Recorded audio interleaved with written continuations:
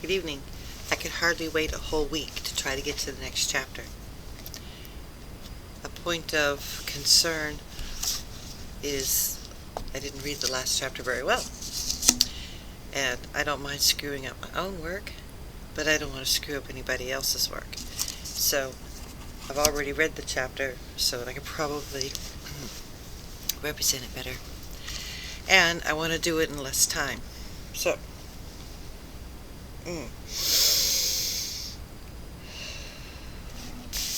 story time. Chapter 2. Revenge can be sour. Miss Thatcher, who had been ill with a very bad cold, was well enough to start teaching again on the following Monday. If she had been younger, she might have recovered sooner, but Miss Thatcher was getting along in years, and we kids had heard talk that she might be replaced in the fall. Sven, Tom, and I were back in school just 1 week when school stopped again, for all of us, because of Mama's system with childhood diseases. Sven, being the oldest, usually caught a childhood disease first. Tom caught the disease Sven's missed, and that made me the victim of Mama's system every time, because Mama believed in getting us all infected with the disease at the same time and just getting it over with. I had a feeling Friday evening during supper that I was about to become the victim again. Mama looked across the table at Sven. "Do your eyes hurt, Swindy?" she asked. "A little," Sven admitted. The next morning, Mama took one look at Sven and ordered him to get undressed and go to her bedroom on the ground floor. Whenever we boys were sick, she always put us in her bedroom. That was the first part of her system. Then she telephoned Dr. Leroy. Mama's bedroom had a door that adjoined the bathroom. When the doctor arrived, Tom and I sneaked into the bathroom. Tom's great brain had long ago figured out a way to eavesdrop. He put a water glass against the door leading to Mama's bedroom and to his ear. I watched his face as he listened. I knew the news was going to be bad, as the expression on his face changed from curiosity to dejection. "SD's got the measles," he said sadly as he stepped back from the door. "You know what that means, JD." "Maybe we can sneak out and play before Mama puts us to bed," I suggested. Mama must have guessed what I had in my mind, because she opened the door leading to her bedroom. She caught Tom red-handed with the water glass in his hand. "I suspected as much," she said. "You boys know what to do." Tom shook his head slowly. "It seems silly for JD and me to get the measles just because Sven got them," he said. "Maybe JD and I are immune to the measles." "If you're immune," Mama said, "we'll soon find out." "But Mama," I protested, "I never get the chance to catch a disease first. Sven will be all well just when Tom and I are getting sick, and just when Tom catches the disease first, and then when he's all well, Sven and I are getting sick. It ain't fair, Mama." "Isn't fair," Mama said. "I don't want to hear another word." Though there was nothing to say but to obey. Tom and I went upstairs to the bedroom we shared. We undressed and put on our nightshirts and bathrobes. We dutifully marched down to Mama's bedroom. Mama and Aunt Bertha had hung blankets over the windows to make the room dark. The room had to be dark when you had the measles, because the light hurt your eyes. Tom and I groped our way to bed and crawled in with Sven. We had to stay in bed with Sven until we were both good and infected with measles. Later, when Dr. Leroy came to the house and pronounced Tom and me good and infected by Sven, Mama let us move back up to our bedroom. Sure enough, just like always, as Sven was getting better, Tom and I started getting watery eyes, runny noses, and fevers. Sven moved upstairs to his bedroom while Tom and I moved down to Mom's bedroom. The next morning, Sven came into Mom's bedroom right after breakfast to rub salt in our wounds, as he always did when he got the disease first. "Good morning," he said so cheerfully. I would have thrown a pillow at him if I could have seen him in the darkened room. "And how are my little measles patients doing today?" he asked. "Beat it," Tom said. "I was just about to do that very thing," Sven said. "While you two are lying here, moaning and groaning with pain, I will be outside, playing and having fun." "You can't do that," Tom said.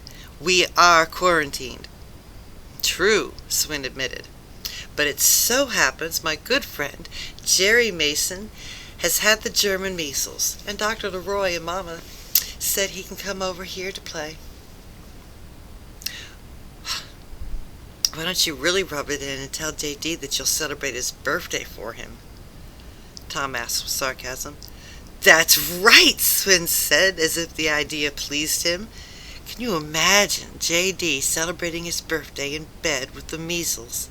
What a way to spend a birthday." I was so sick I'd forgotten about my birthday. Spending my birthday in bed with the measles wasn't bothering me because I knew that Mama would give me a delayed birthday party when I was all well. What was bothering me was knowing that I would never be the first to catch a disease. I would never be the one to be all well just as Tom and Swin were getting sick. I would never know the joy of coming into Mama's bedroom and rubbing salt in their wounds the way they did to me. Every day, Swin came into the room to tell us about all the good things he had to eat that day, while Tom and I just ate mush and soup. Every day, Swin rubbed it in by telling us what he and Jerry Mason planned to do that day while we lay sick in bed.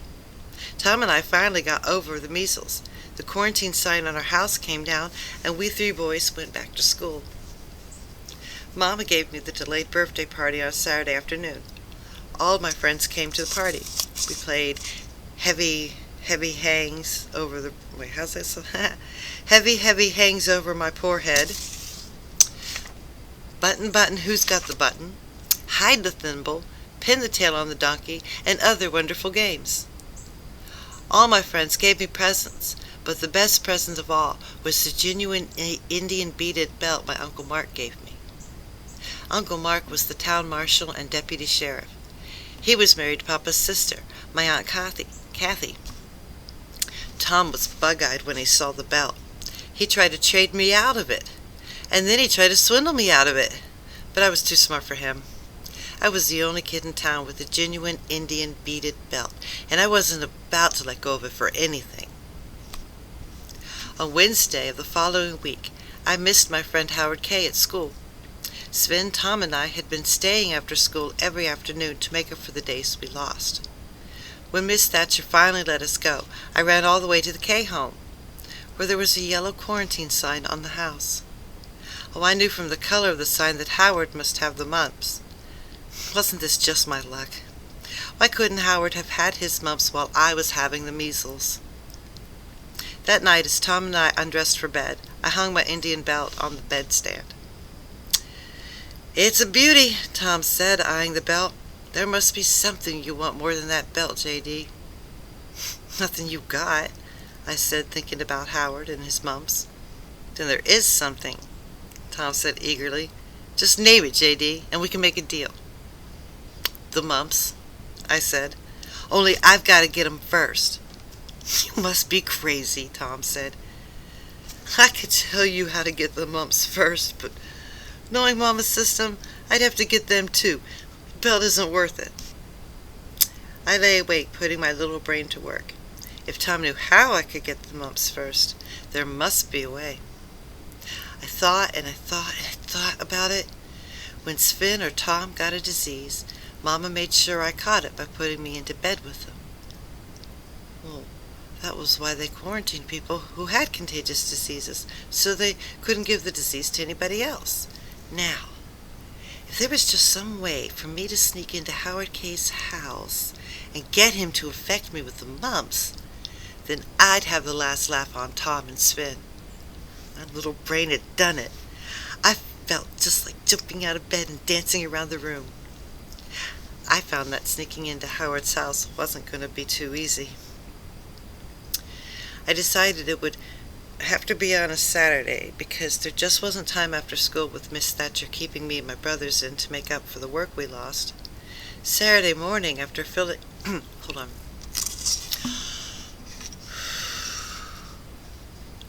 Saturday morning, after filling up the wood boxes and coal buckets in the kitchen and parlor, and helping Tom and Swin feed and water the chickens, our team of horses, and the milk cow, and Swin's Mustang pony, I climbed to the top of our barn.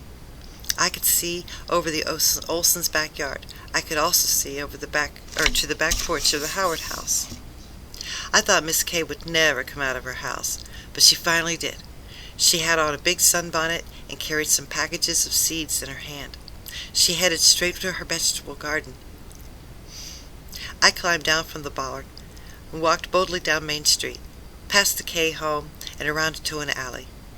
I cut through the Smith's orchard, pretending I was taking a shortcut. In the middle of the orchard, I dropped to my knees, and I kept out of sight on my hands and knees until I crawled to the Smith's backyard. I couldn't see anybody on the Smith's back porch. I crawled along the hedge separating the Smith's place from the Kay's place. If anybody saw me, I would pretend I'd come over to play with Seth Smith. No one saw me. I came to an opening in the hedge, which Howard, Seth, and I had used when playing Indian Scout. I squeezed through the opening and ran to the side porch of the Kay house. I went upstairs to Howard's room. It was empty. I peeked out the upstairs window. Miss Kay was bent over her vegetable garden planting seeds. I went downstairs where I knew there were 2 bedrooms. I heard Howard coughing in his mother's bedroom. I almost burst out laughing when I opened the door and saw Howard. His cheeks and jaws were all puffed up like a balloon with a funny face painted on it. "You can't come in here," Howard whispered. I walked over to the bed. I bent over and I put my face close to his face. "Breathe on me and infect me with the mumps," I said. "Have you got logo?" he asked. "The mumps hurt like the devil. It even hurts to talk." "If you're a true pal, you'll infect me with the mumps," I pleaded. "That's the only way I can get even with Tom and Sven. All of them always gets the disease first. That means they're over it when I'm just getting sick. I want to be the first one, well, just this once, so I can rub it in good the way they do to me." "All right," Howard said, "but I still think that you're local, wanting to catch the mumps." Howard proved to be a true pal. He put his face close to mine and breathed into it as I inhaled. We were going just great, with me getting infected, when we heard the screen door on the back porch slam. "Now we're in for it," Howard whispered as he looked around wildly around the room. "Quick, hide under the bed." I dived under the bed just in time. I could see Mrs. Kay's shoes and ankles as she came into the room. "Are you all right, dear?" she asked. "I'm fine, Mom," Howard answered. "I just want to finish planting the radishes," his mother said. "I won't be long." Miss Kay left the room. I crawled out from under the bed. I sat down on the edge of the bed and put my face close to Howard's. He breathed in my face with me inhaling, until we decided I was good and infected. "You're a real pal," I said. "If you say so, John," Howard said, as if he doubted it. I couldn't help feeling proud of myself as I made my way home the same way I'd come. This was the one time I would surely get a disease first, and just as I was getting over the mumps, Tom and Sven would be coming down with them. I could picture my brothers lying in bed with their cheeks and jaws all swollen and suffering after I was all better. Boy, was I going to get even. I looked in the mirror every morning to see if there was any swelling in my jaws. Nothing happened. I had never felt so let down in my life. With the coming of Friday morning and still no sign of the mumps, I came to the conclusion that I hadn't been infected enough. The next morning I did my chores in jig time and climbed to the top of the barn. I could see Miss Kay leaning over the backyard fence talking to Mrs. Smith next door. Mama had once said that Miss Smith could outtalk any 4 women in town. If Mama was right, then I'd never known her to be wrong. Miss Kay would be there for a long time. I climbed down from the roof of the barn, ran all the way to the Smith home. I boldly walked into the front yard, hoping Seth wasn't home. If he was, I'd just pretend I'd come over to play with him. Luck was with me. I made my way to the hole in the hedge without anybody seeing me. In another minute I was in the bedroom with Howard. "Gosh, Josh, what are you doing here?" he exclaimed. "I didn't catch him," I said. "Maybe you didn't infect me enough." "It ain't time yet," Howard said. "Dr. Leroy said it takes 12 to 3 weeks after being exposed." "Exposed?" I asked, wondering if I'd missed something. "It's the same as infected," Howard explained. "Well, as long as I'm here," I said, "we might as well just make sure I'm exposed plenty." Howard obliged like a true pal. He even suggested it might be a good idea to cough in my face a few times, although it hurt him like the devil to cough. Never did a boy have such a true friend. Howard breathed in my face and coughed in my face until we were positive I was exposed for sure. I was the saddest kid in town when 14 days had passed since my first visit to Howard without me coming down with the mumps. A horrible thought came to me. Maybe I was one of those unfortunate kids who was immune to the mumps.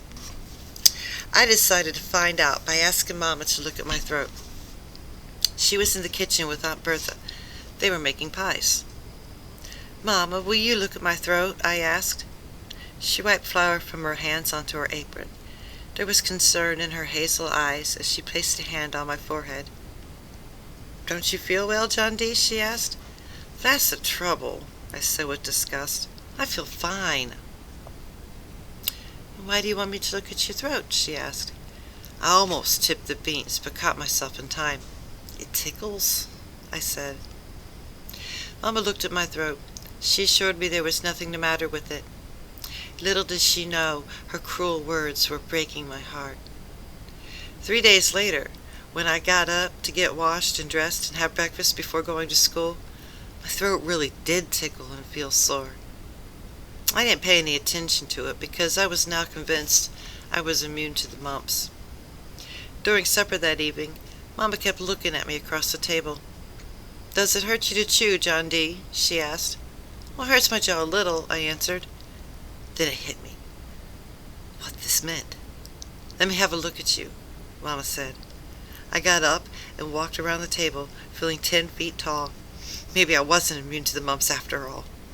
Mama pressed her fingers to my throat. "Does that hurt?" she asked. "It hurts," I said happily.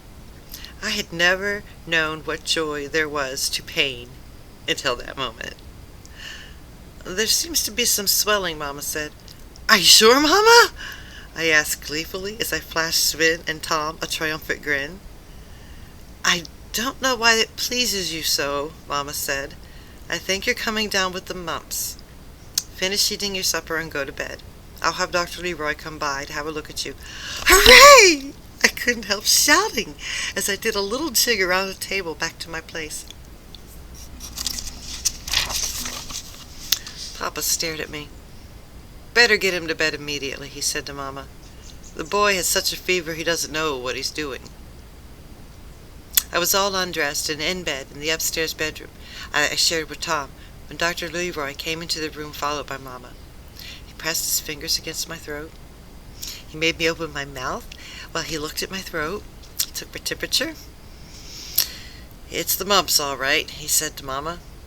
Never in my life had I heard such wonderful news. I had a hard time staying in bed until after they left the room. When I got up, I was doing a happy jig when Sven and Tom entered. Sven grabbed me, threw me onto the bed. "Papa was right," he said to Tom. "Old JD's gone crazy with the fever." "Ha ha ha!" I laughed, although it hurt my jaws to laugh. "I got them first." "Let him go," Tom said to Sven. "JD hasn't got a fever. He got the mumps on purpose." Sven let me go and stood up. "Then he must be crazy," he said. "Crazy like a fox," I said, sitting on the edge of the bed, grinning triumphantly at my brothers. "Maybe I've only got a little brain, but I figured out how to get a disease first for a change. I sneaked into Howard K's house while he had the mumps and got him to expose me." Sven was so angry that he grabbed my shoulders and began shaking me. "Mean to tell me you deliberately got the mumps just so you can give them to me and TD?" You guessed it, I said. I couldn't help gloating. It will take 2 to 3 weeks under Mama's system for you to TD to get them, and by that time I will be all well. I will be the one who rubs it in. I will be the one who's out playing while you two are lying in bed groaning with pain.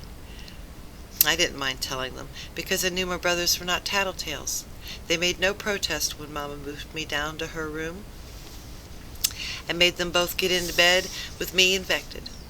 They did torture me when the mumps got so bad I could only swallow mush and soup. They would come into the room chewing on a drumstick or eating a piece of cake or pie and smack their lips as they told me how good it tasted. They spent a fortune on candy just to eat it in front of me, knowing with the mumps I couldn't take a bite of candy because of the pain in chewing. Finally, I could stand it no longer, and I protested against this barbaric torture to Mama. I think your brothers have every right to tease you this way, Mama said. Tease me? I cried out loud. This is worse than Indian torture.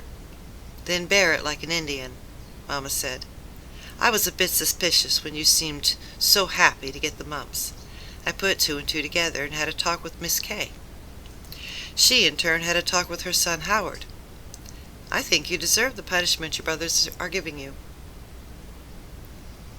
I was positive I would starve to death or go out of my mind as Swin and Tom continued to torture me. But I made it. My day of glory finally arrived. I was all well while Tom and Swin lay groaning with pain in Mama's bedroom, with their cheeks and jaws swelled up like they had 2 baseballs in their mouths.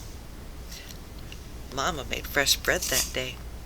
If there was anything my 2 brothers liked the most, it was to take the heel of the fresh-baked loaf of bread, smother it with butter and sugar, and then put it in the oven until the sugar turned brown.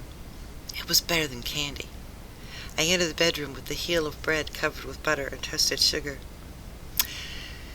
I thought I'd have a little snack before going out to play, I said, as I waved the heel of bread back and forth so they could smell it. Then I took a bite out of it. Boy, this is delicious. Don't you wish you could have a bite? They were so jealous neither one of them said anything as I ate the heel, and they watched me with their mouths watering. And I pulled out a stick of red licorice and I took a bite out of it. I'd offer you fellas a bite, but I know you can't chew anything, I said. I guess I'll have to eat it all by myself. And then I really rubbed it in. I'll be thinking of you fellows during supper tonight, I said. Mama's having fried chicken, and I know how you both love fried chicken. And while you're having only soup to eat, I'll be stuffing myself with good old fried chicken and a piece of Aunt Bertha's delicious apple pie. Beat it, Swin said, unable to endure the torture any longer. As soon as I finish my licorice, I said, taking another bite of it, then I'm going outside to play. You'll hear me whistling and shouting happily as I play outside the bedroom window, so you can hear. While you 2 lie here, groaning and moaning. Tom suddenly sat up in bed. I got news for you, J.D., he said, making a face because it hurt his throat to talk. Beginning right now, SD and I are giving you the silent treatment. And because of the dirty trick you played on us, we are going to give you the silent treatment for a whole month after we're well. He looked at Swin, who nodded.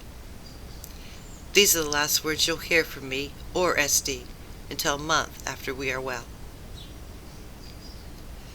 Silent treatment. I hadn't thought of that. Papa and Mama had a system for punishing us boys when we did something wrong. They never gave us a whipping like other kids got from their parents. When they wanted to punish us, they both just stopped speaking to us. Sometimes the silent treatment only lasted 1 day. Sometimes it would last a whole week. It was 10 times worse than getting a whipping. They would both pretend we didn't even exist. Even while eating, if I asked Mama or Papa to pass the butter, they would pretend they didn't hear me, and Tom or Swin or Aunt Bertha would have to pass it to me. I soon discovered that the silent treatment by Papa and Mama was mild compared to the silent treatment by Tom and Swin. They took all the joy out of me being able to rub it in about them being sick and me being well. When I went into the bedroom, they both just turned over on their stomachs and ignored me. I also discovered that there was no joy in being able to play without Tom, and it was just as if I lost the one thing that made playing fun. My revenge turned sour. My life was lonely and miserable during the days Tom and Swin were confined in the bed with mumps. I cried myself to sleep at night after praying to God to never let my little brain get into any more foolish ideas. Little did I know, the worst was yet to come. When Tom and Swin were well enough to be up and around, they both continued to give me the silent treatment. Tom refused to speak to me or even play with me, and so did Swin. I went through 3 days of torture before Tom relented one night as we undressed for bed. "If it was a dirty trick you played on SD and me," he said as he pulled off his pants. "Do you admit it was a dirty trick?" "Yes," I answered. "Just having him speak to me, even this way, made me feel better." "And do you admit that you should be punished for it?" Tom asked. "Yes, but not too much punishment," I cried. "I'll go crazy if you and SD give me silent treatment a whole month." "There are 2 ways to punish you," Tom said as he folded his pants and put them on the chair. "Giving you the silent treatment for a month is one of them." "And I'll die if you do," I said. Then I took hope. "You said there were 2 ways. What's the other way?" "The other way would be to make you give up something that you want to keep," he said. "If you agreed to give up something you really like, I could get SD to call off the silent treatment with me."